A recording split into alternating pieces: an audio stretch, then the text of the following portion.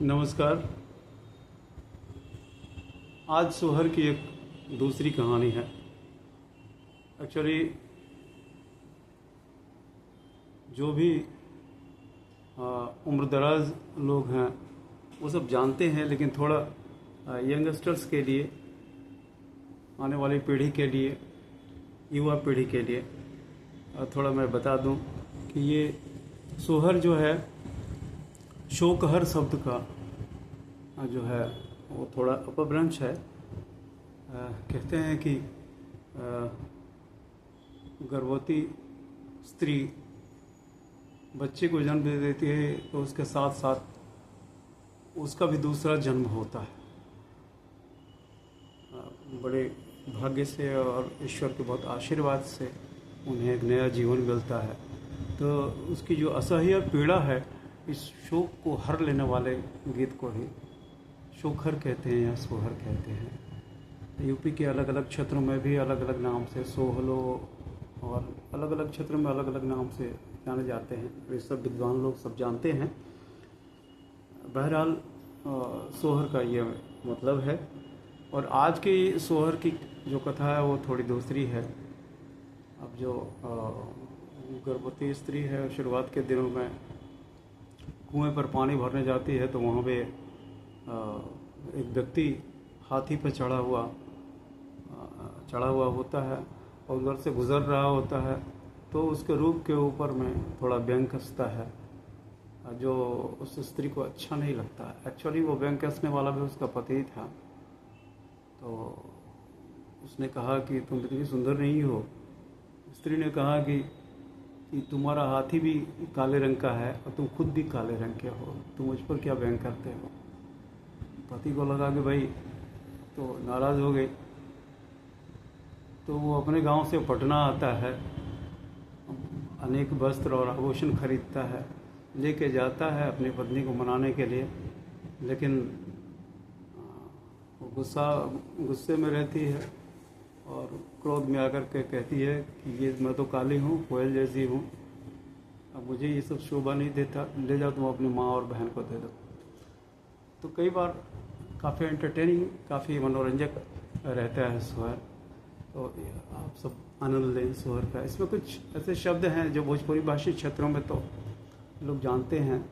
जैसे केवल को केवड़ा का जो फूल होता है उसके लिए केवल शब्द का प्रयोग हुआ है। छिपा शब्द है, छिपा का मतलब थाली होता है। तो भोजपुरी भाषी क्षेत्रों में सब लोग जानते हैं, लेकिन जो गैर भोजपुरी भाषी हैं उसका अर्थ शायद न समझ पाएँ, तो इसलिए वो हमने उसका अर्थ बता दिया। फिलहाल अभी आप आनंद लें इसका।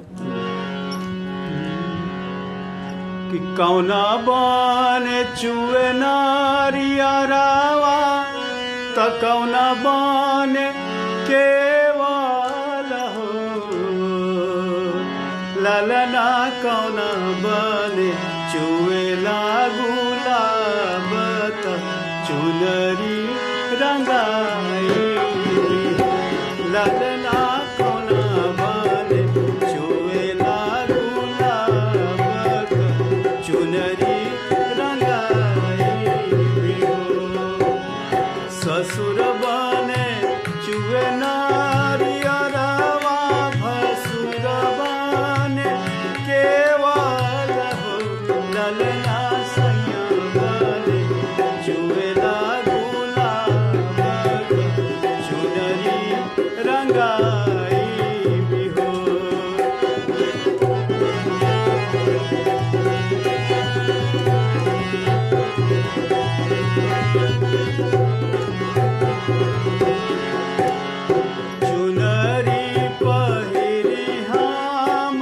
पानी भरी आवरू में छिपा मांगी हो, ललना हथिया चढ़ल हथिया हवा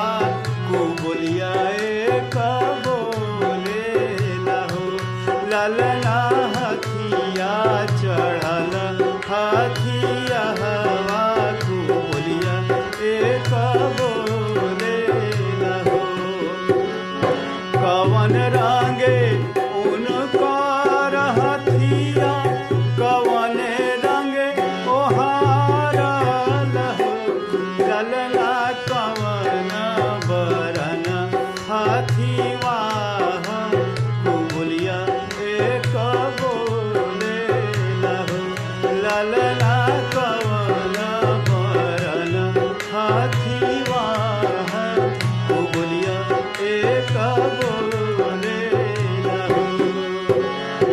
अतना वचन राजा सुन ले तो सुनहु न पावे हो, ललना चली भैले पटना सहरिया कर चुनरी रंगावे हो, ललना चली भैले पटना सहरिया कर चुनरी रंगावे हो, काखावात लिहले चुनरिया त हाथ के तिलरिया हो, काखावात लिहले चुनरिया त हाथ के तिलरिया लिहले हो, ललना चली भैले रंग महलिया त धनी के मनावन हो, ललना चली भैले रंग महलिया त धनी के मनावन हो,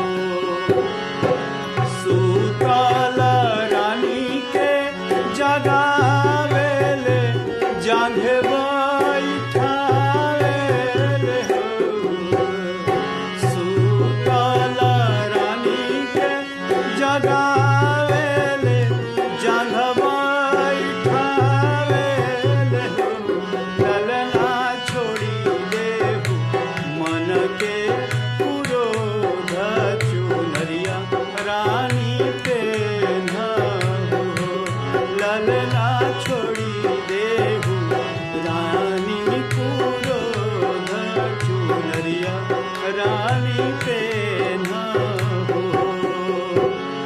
चुनरी पेन्हो तोरा माई त अवरु बहिनिया पेन्हो, चुनरी पहिरु तोहर माई त अवरु बहिनिया हो, ललना हम हई कारी कोइलिया, चुनरिया हमरा ना सोभी हो, ललना हम हई बन के कोइलिया, तिलरिया हमरा ना सोभी हो, ललना हम हई कारी कोइलिया, चुनरिया हमरा ना सोभी हो। तो ये रही सोहर की एक अलग कहानी।